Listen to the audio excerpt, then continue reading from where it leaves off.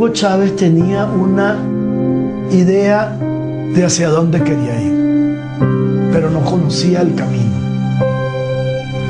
Revolución, revolución y más revolución, ese es el camino.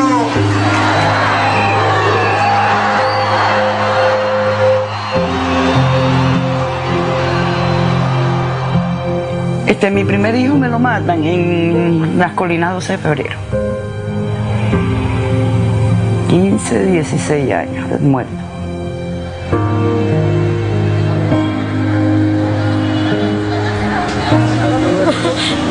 Era todo para mí, yo daba todo por mi hermano, yo todo por mi yo todo por mi hermano.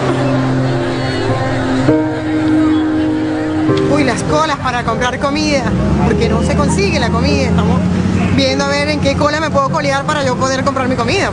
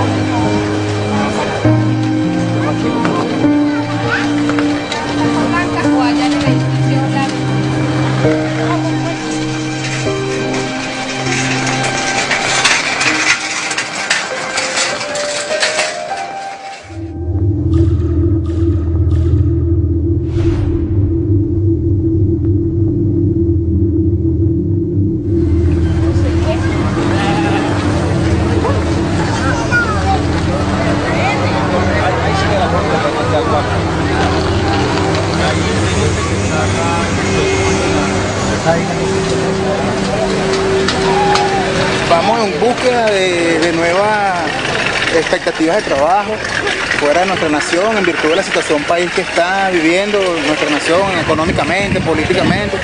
Y bueno, no nos quedó otra que emigrar. En el caso mío, yo soy chef de cocina. Chef de cocina, ¿con qué cocino? ¿Con qué trabajo? Si no hay insumos.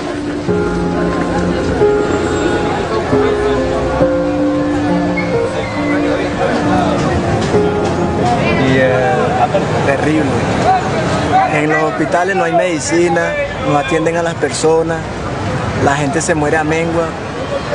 Son tantas cosas que ya uno no tiene ni cómo describir lo que está pasando allá. Allá los que medio tienen son los políticos. Los que están en la política, los enchufados, los que están con el gobierno de Maduro. Nosotros, el venezolano de a pie, cada día se está muriendo de hambre. Personas desnutridas, pidiendo, comiendo de las basuras.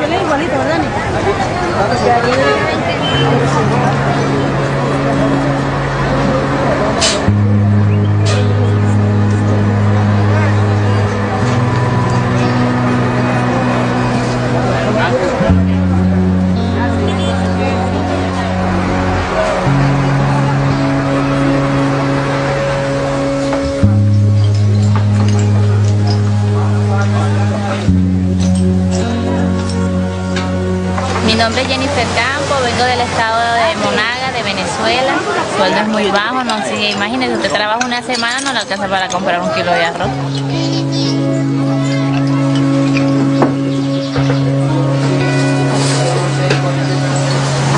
La situación no es fácil, se está pasando mucho trabajo, no hay medicina, no hay comida, no hay trabajo, el sueldo mínimo no alcanza ni para comprarse la harina está costando 15.000, 18.000 bolívares.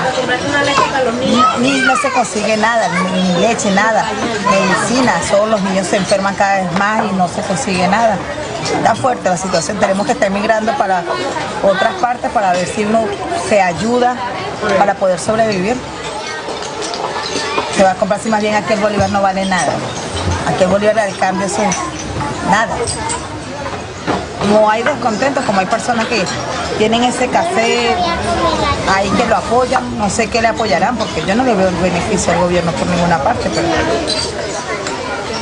no sé dónde están, serán en la casa de él, no sé dónde están en realidad.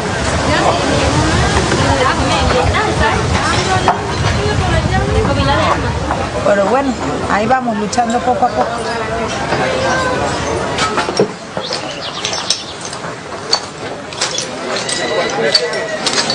Mira, yo prefiero dormir aquí en la calle, pero tener el estómago lleno y ver a mi hijo que come, que dormir en una cama y no tener que comer. Si me ponen a elegir en ese caso, yo elijo estar aquí. Duermo en el suelo, pero no me acuesto con la barriga vacía.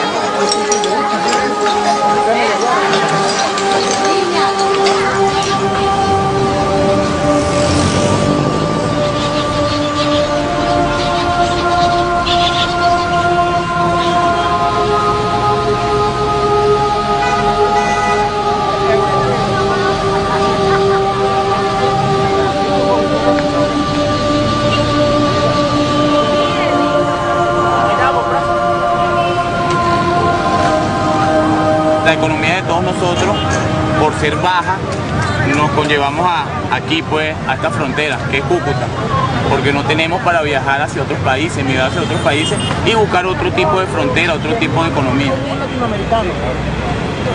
O es sobrevivir en Venezuela o es buscar nuevas fronteras, ¿sí? Por eso es que muchas veces se vienen con la familia, porque por aquí, por este lado, por este medio, quizás durmiendo en el suelo, posiblemente tenemos una salida. Venezuela ya quedamos contra la espada y la pared. Tenemos el cuchillo en la garganta y si bajamos la cabeza, morimos. Te me vas a caer, cuidado, no te montes así. Claro, antes peleamos por 10, ahora perdemos por 2 goles. Llegué aquí, están regalando plata en la Santander. A mí me regalaron 10.000 pesos. Y esos 10.000 pesos los utilicé para comprar cigarrillo y chupeta. Y ahí poco a poco fui ahorrando, durmiendo en la calle, hasta que ya tengo mi negocito, mi planta. Listo. ¿Cómo es estar aquí? Aquí es duro, aquí no le dan trabajo a uno. Aquí no le dan trabajo a uno, por eso es que uno busca la opción de trabajar en la calle, para poder mandarle plata a sus hijos, que es lo más importante, que por eso es que uno está aquí. ¿Por qué hay venezolanos que tienen? Es porque han trabajado sin robarle a nadie. Ellos tienen porque le robaron a una nación, a su pueblo, lo humillaron y nos están matando de hambre en Venezuela. No me vas a creer algo, hermano. Eso a mí es lo se que me yo murió mi entiendo. papá de hambre.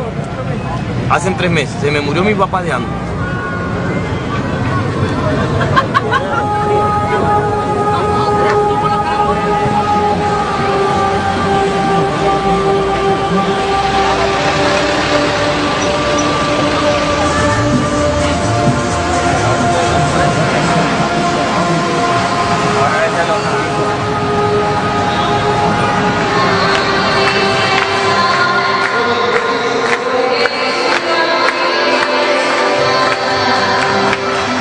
Aquí hemos venido pues realizando pues esta obra de atención a nuestros hermanos venezolanos con la intención pues de servirles y facilitarles un alimento diario.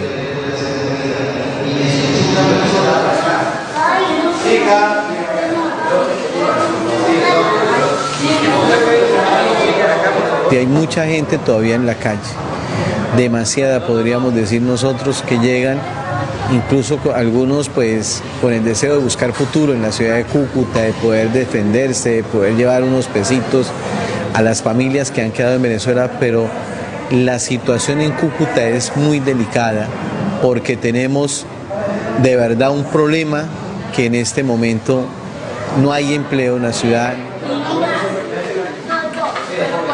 Tenemos una emergencia dada esta situación y una emergencia que cada día se va incrementando más porque vienen otras situaciones no sociales, como por ejemplo los trabajos de calle, trabajos de prostitución por muchas niñas que vienen de Venezuela.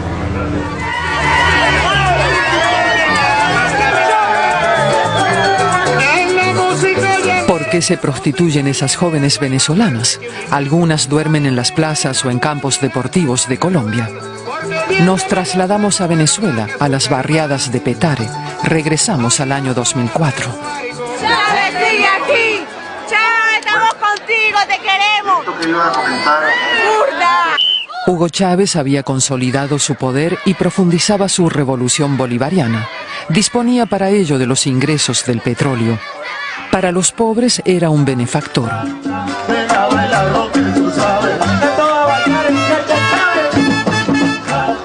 Él se ha convertido en un personaje mezcla de Jesucristo, del Che Guevara y de Simón Bolívar, que es una mezcla ideológica muy difícil, pero él la logra.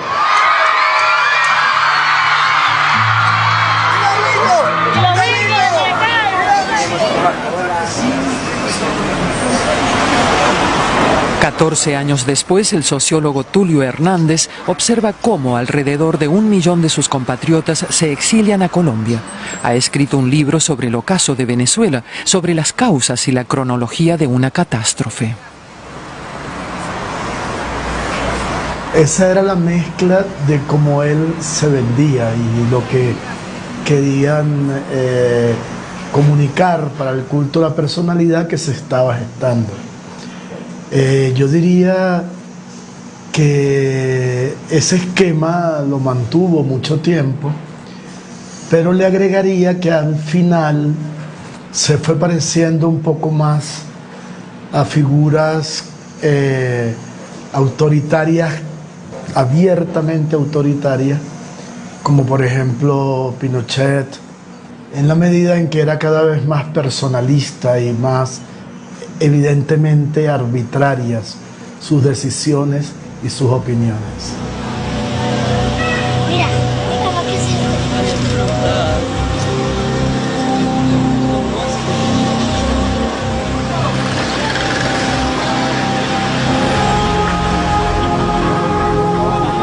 es Petare es el mayor barrio de Venezuela y Latinoamérica.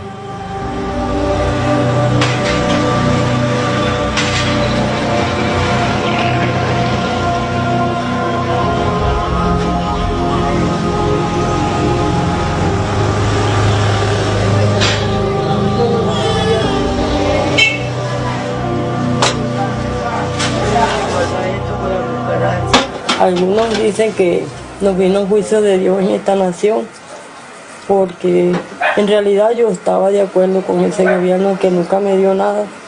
Yo estuve de acuerdo porque veía que había comida.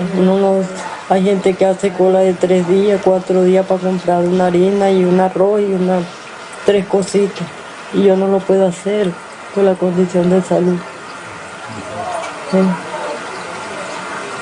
Entonces, antes era otro mapa que el de ahora, en lo que estamos viviendo. Y la gente que antes, digamos, estaba más contento con esta que se llama revolución, ¿qué piensan ahora aquí en Petare? Bueno, cuando mandaba Chávez, la gente estaba muy contenta, pero ahora yo como no salgo casi, porque no puedo casi caminar.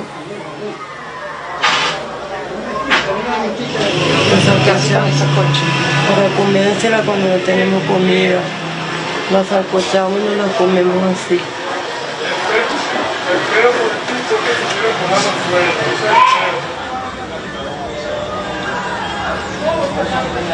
En las zonas vulnerables la gente no tiene cómo resolver. La gente debería ganar 21 salarios mínimos mensuales para poder comprar la canasta básica. 21 salarios mínimos. Y la gente gana un salario mínimo. El chavismo ha dicho reiteradas veces que ser rico es malo. Tanto que Héctor Rodríguez, un ministro, dijo: no podemos ayudar mucho a los pobres porque se vuelven clase media y los clases medias son escuálidos y se hacen enemigos de la revolución. Es decir, hay que mantener los pobres porque el verdadero aliado de la revolución es el pobre. ¿Qué trabajo tú?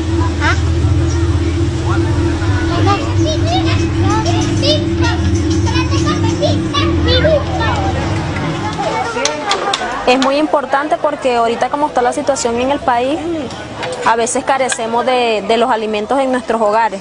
Y aquí no les están garantizando un almuerzo diario a los niños y ya tienen, como quien dice, ese almuerzo ahí seguro, pues. Hay niños que en realidad esta es la única comida que se comen al día.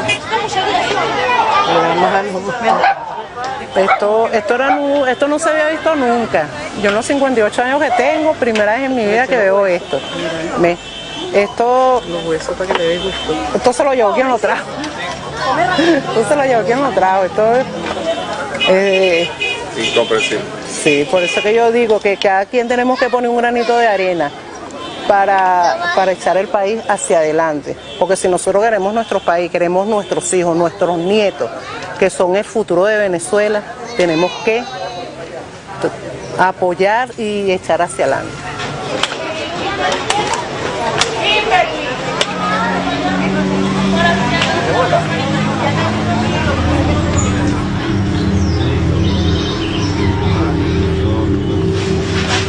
Se me murió por falta de alimento, porque lo que conseguí no lo llenaba, pues, y se deshidrató. No me lo pudieron atender porque me pidieron yelco, aguja, todo tenía que llevarlo yo. ¿Dónde fue eso? En el llanito. Me devolví y me vine. Después me volví a ir para otro hospital, ya no me pudieron atender tampoco porque ahí no atendían emergencia.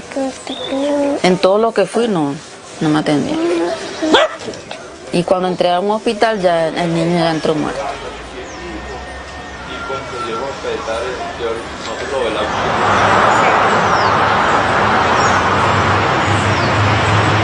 Un niño que sí no se alimenta bien entre los primeros años, sí se hipoteca para toda la vida, así mañana le den muchísima alimentación. Nosotros sí podemos decir que en un estudio que hemos hecho en algunas parroquias vulnerables, tenemos que de cada 100 niños que vemos en una parroquia pobre, hay 15 niños en desnutrición aguda, pero tenemos 65 niños de cada 100 con déficit alimentario. Cuando decimos que de cada 100 niños que medimos en una zona pobre, 65 tienen déficit nutricional y 15 están en desnutrición aguda. Y desnutrición aguda es que están cercanos a la muerte si no se le da atención.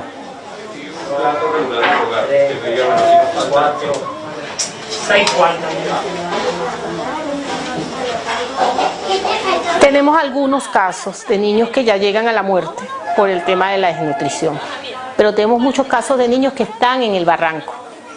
Y eso es lo que queremos decir. Nosotros queremos decir que hay una cantidad de niños que pueden salvarse, pero que si la situación y no hay políticas y no cambia la forma de que la gente tenga ingresos para la alimentación, los niños que están en los barrancos, que están que están en un momento donde se pueden caer al precipicio. Y esos son muchos. El chavismo nace como un proyecto muy ambicioso de superación de todos los males de la nación. Iba a superar la pobreza, iba a superar la corrupción, iba a lograr el protagonismo del pueblo al frente, iba a cambiar América Latina, la iba a unificar en contra del imperio, iba a luchar por la paz mundial. O sea, era una cosa extraordinaria. Entonces el chavismo comienza dando tumbos, comienza en un gran estado de corrupción, comienza en un gran estado de populismo, comienza con un gran estado de clientelismo. Él lo lleva a nivel de caricatura, a nivel de exageración.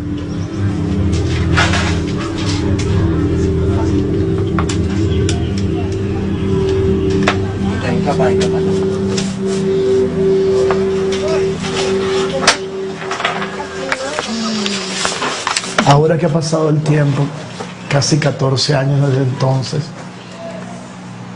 que lo que comenzó como un entusiasmo esperanzado de masas, terminó en una tragedia humanitaria. Yo creo que una vez que dieron el golpe de Estado judicial, eliminando la Asamblea Nacional y creando la Asamblea Nacional Constituyente, una vez que asesinaron durante 3 meses en protestas a más de 150 venezolanos, ya el gobierno, en términos de represión, no hay nada. Ni los principios humanitarios, ni los acuerdos internacionales de derechos humanos que lo frenen en su acción.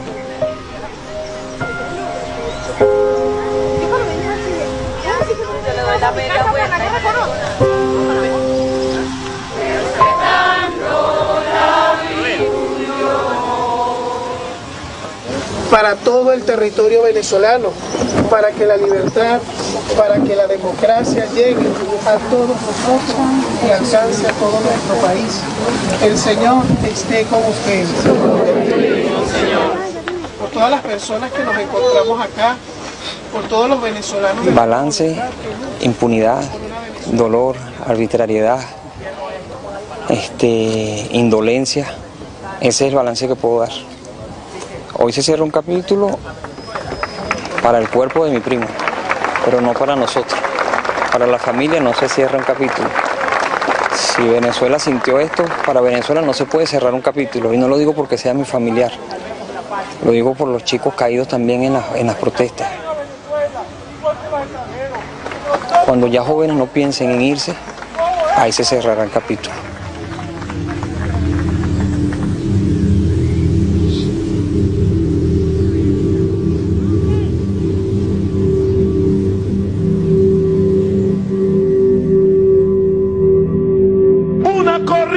Fascista que quiere acabar con la patria de un fascista enemigo de Venezuela, Álvaro Uribe Vélez. Que se vayan con su fascismo pa'l carajo. Durante los regímenes de Hugo Chávez y Nicolás Maduro, Venezuela se convirtió en un país dominado por el odio oficial. Contrarrevolucionario, y hay que barrerlo del mapa político venezolano. ¡Váyanse al carajo, yanquis de mierda! ¡Que aquí hay un pueblo digno! Y vamos a ver quién va preso primero, desgraciado Rosales. ¡Sí, yo! Existe un grupo de miembros de mi sociedad que son malos, son traidores, no quieren el bien, se oponen al bien. Y por lo tanto, yo los declaro no mis adversarios, sino mis enemigos y enemigos de la patria. Y en tanto que enemigos, necesito descalificarlos, eliminarlos políticamente, eliminarlos moralmente y, si es necesario, eliminarlos físicamente. Y una cosa que en Venezuela no había existido, que era el odio por razones ideológicas. Había un gran resentimiento colectivo con las clases altas y con los políticos, pero no había un odio ideológico. Ese odio lo inocula y lo desarrolla Hugo Chávez, dividiendo la sociedad entre revolucionarios y reaccionarios, entre izquierda y derecha, entre buenos hijos de la patria y traidores.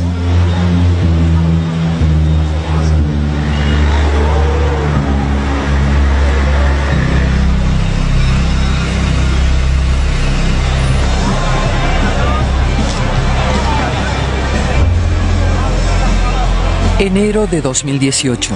El gobierno de Maduro saca a sus seguidores a la calle para celebrar el fin de la dictadura militar hace 60 años. Somos antiimperialistas, profundamente chavistas, nos amparan Dios del cielo. Le advertimos a los gringos y a sus lacayos rastreros que ante cualquier circunstancia jamás retrocederemos. O sea, la idea del lavado de cerebro no es un invento, existe. Y hay gente que cree efectivamente que no hay comida porque hay una guerra económica. Y que esa guerra económica la ejecutan los gringos con los venezolanos ricos, que no es culpa del chavismo. Ahí está. Hay otro público que son los servidores públicos, los empleados de la burocracia. Que no tienen alternativa. No tienen alternativa, los que se han negado a ir a los desfiles, los que se niegan a ponerse la franela roja, están condenados o a la expulsión o al ostracismo, a que nadie les hable, nadie les dirige la palabra.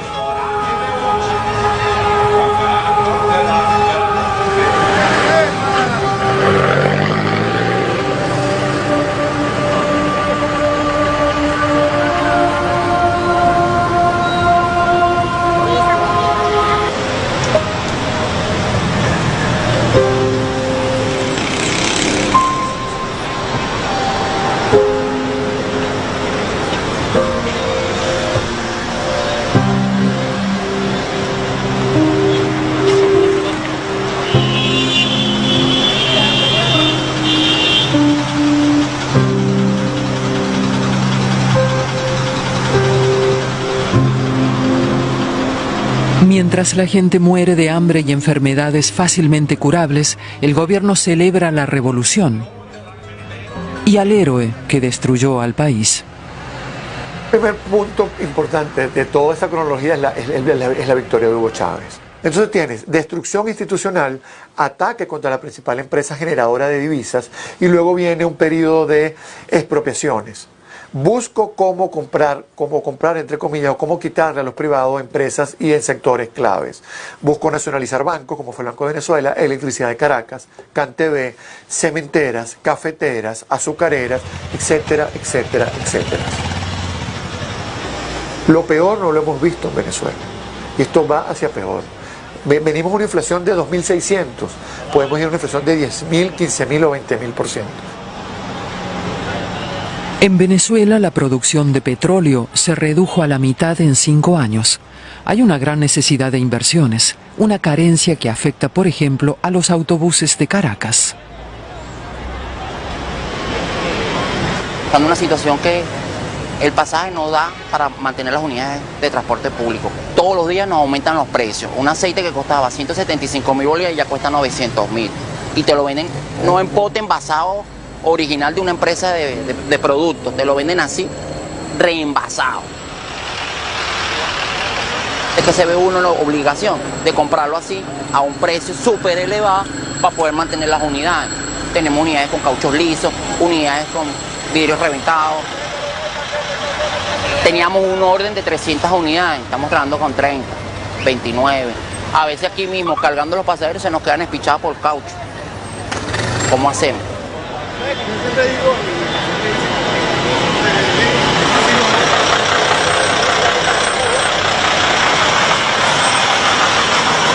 La inseguridad es horrible. La inseguridad es horrible porque a veces tú sales en la mañana a trabajar, usted no sabe si regresa. Bueno, ahora estoy viviendo de la economía informal, que me resulta más. Vender cigarros, comprar pan, lo vendo, qué sé yo, a otro precio más, como dice, como el bachaqueo, lamentablemente, y no me gustaría decir eso porque estamos en un país que tenemos tanta riqueza, pero lamentablemente, por malas políticas gubernamentales, estamos en esta situación. ¡Sí, grábalo!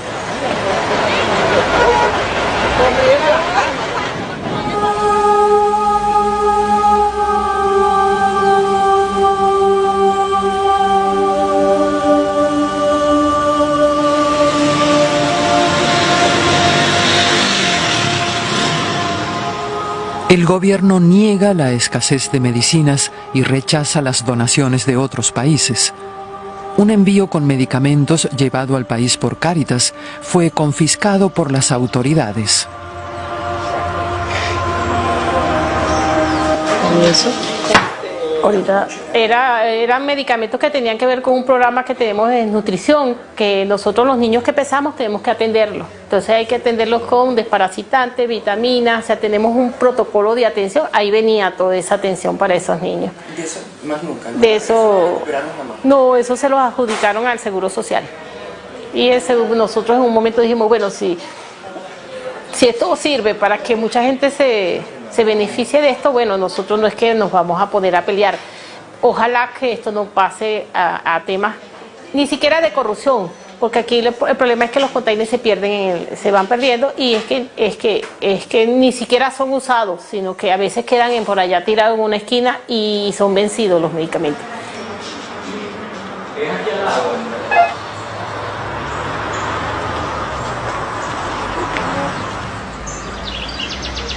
Están brindando una ayuda, ¿por qué la vas a rechazar? Y no soy yo, o sea, no soy yo la única persona que lo necesita. En Venezuela hay muchos pacientes diabéticos por la alimentación, por fallas, por cualquier cosa. O sea, es algo que necesita atención, y no nada más atención de aquí de Venezuela. Si alguien de otro país te quiere brindar ayuda y te lo prohíben, nos estás limitando.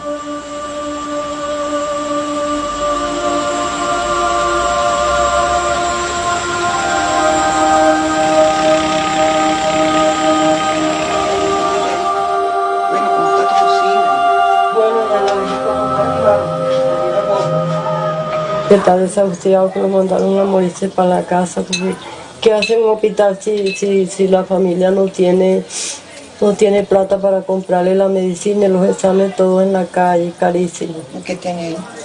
Él tiene diabetes, tiene el corazón recrecido. Pero ¿cómo hace posible que en un hospital no haya comida?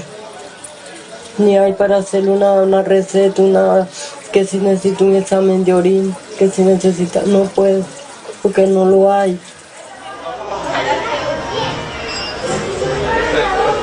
En Petare ya no se ve tanto rojo como en 2004.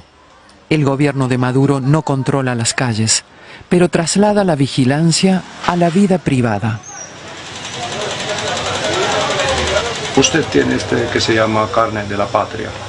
No, yo no tengo carnet de la patria. Yo no he querido sacar eso. Porque ha amenazado que va a quitar las pensiones porque al que no tenga ese carnet. ¿Por qué no ha querido sacar?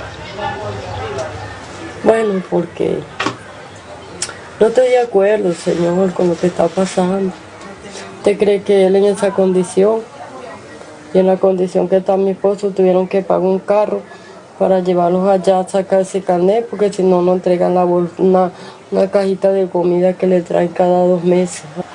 Si no hay carnet, no hay nada.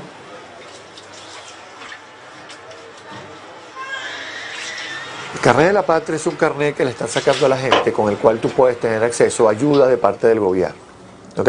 Pero tiene unas limitantes. La primera limitante es que te tienes que inscribir, tienes que dar tus datos y tienes que empezar como a hacer un compromiso con el gobierno de que lo vas a apoyar en todas sus elecciones.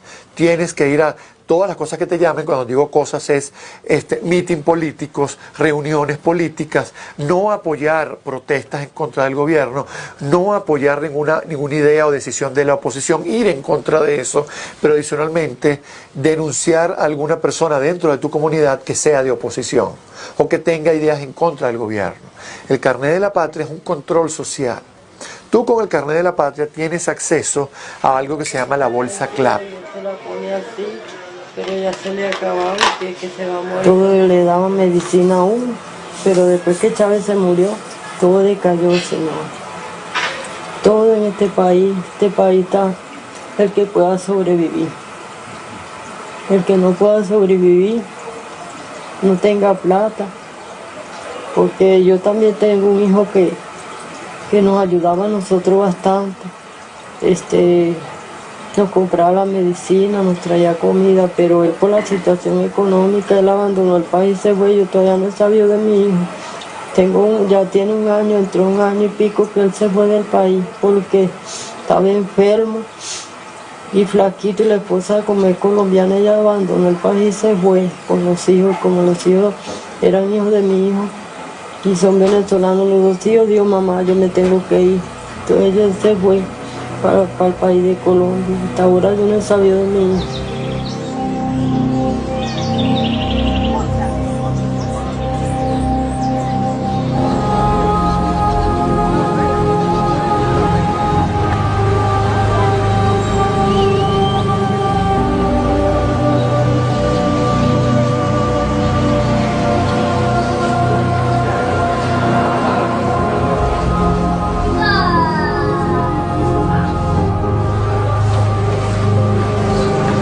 Por eso fue uno de los motivos que vine para acá, para dar a luz aquí, para que tener un parto bien, pues, porque allá en Venezuela no, todos salen contaminados o si salen con cualquier problema por descuido del hospital.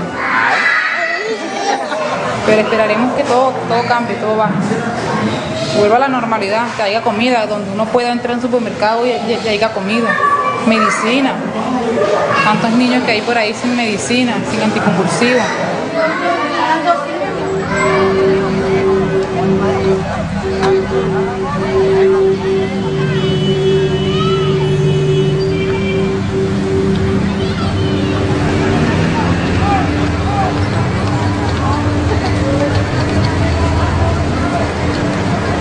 Ver a un presidente en la televisión diciéndole a sus ministros que yo debo estar preso, que César Miguel Rondón debe estar preso, produce miedo.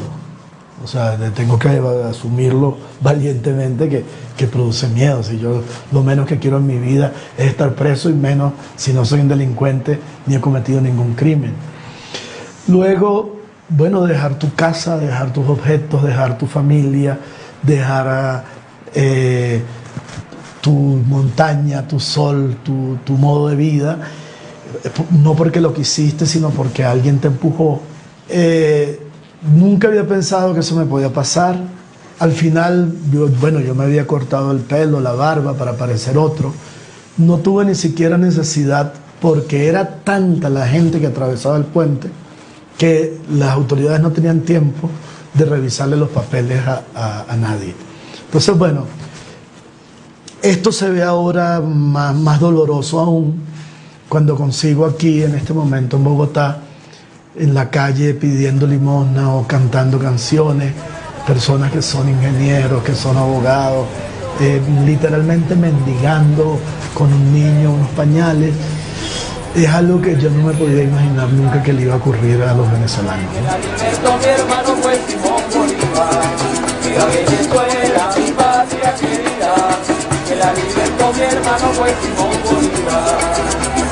Gracias a la providencia. Nosotros venimos específicamente de Venezuela, del estado de Yaracuy. La vida en Venezuela es complicada, es difícil, cuesta hoy en día sobrevivir en nuestro país. No vivir, sobrevivir en nuestro país.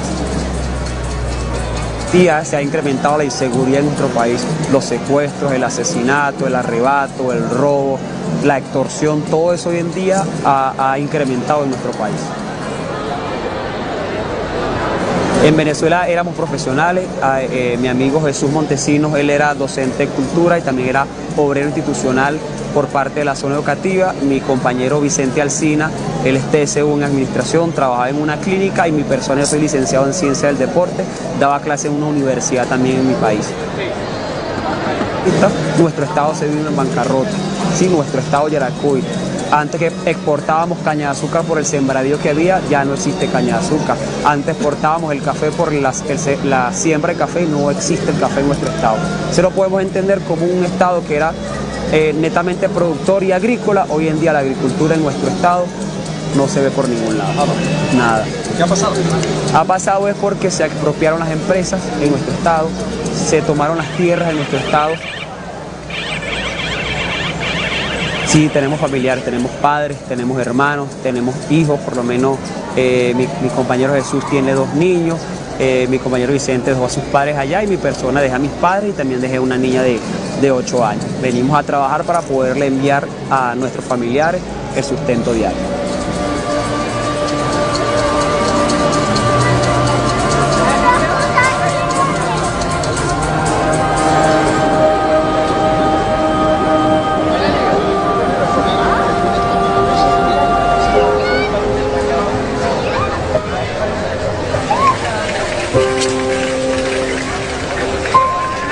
Bien frío, a la orden, a la orden, a la orden, a la orden.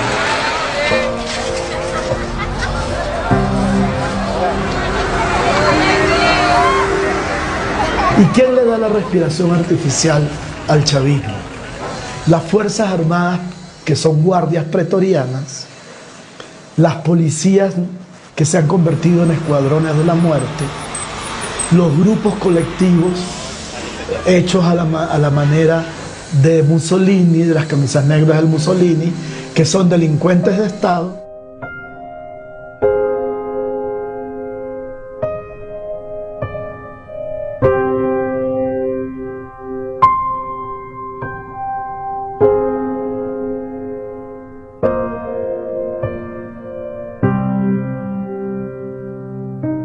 Ya en el 2003 ya estábamos convencidos de que era un gobierno militar totalitario, y que además no tenía ni idea alguna de lo que es la economía.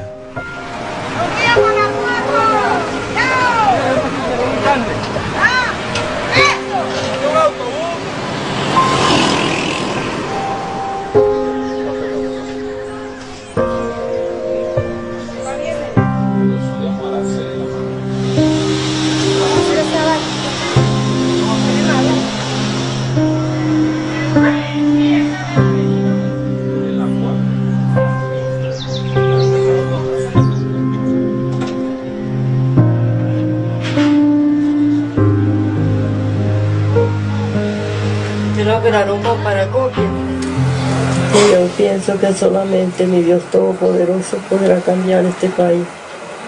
Políticos no.